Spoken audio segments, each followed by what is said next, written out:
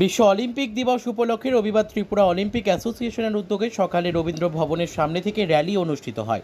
র্যালিতে উপস্থিত ছিলেন Tripura Olympic association chairman Ratan Saha, সাধারণ সম্পাদক সুচিত রায়, সভাপতি বিশ্বেশ্বর নন্দী, রাজ্য ক্রীড়া পর্ষদের সচিব সুকান্ত ঘোষ সহ আরও অন্যান্যরা।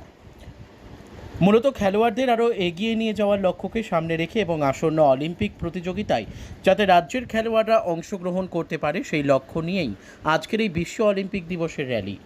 তোমরা হয়তো সবাই জানো 2016-তে আমাদের রাজ্যের তথা দেশের সোনার মেয়ে দীপা কর্মকার পার্টিসিপেশন করেছিল এবং আমি আশা রাখবো এবং তোমরাও প্রতিজ্ঞা করবে আগামী যে অলিম্পিক হচ্ছে 2028-এ সেই অলিম্পিকের জন্য টার্গেট রেখে এখন থেকে প্র্যাকটিস শুরু করো।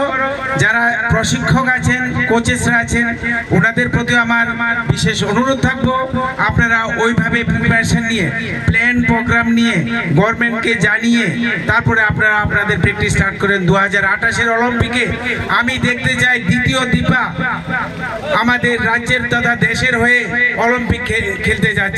তাহলে আমরা আজকে যে ইন্টারন্যাশনাল অলিম্পিক ডে পালন করছি সেটা সঠিকভাবে পালন হবে।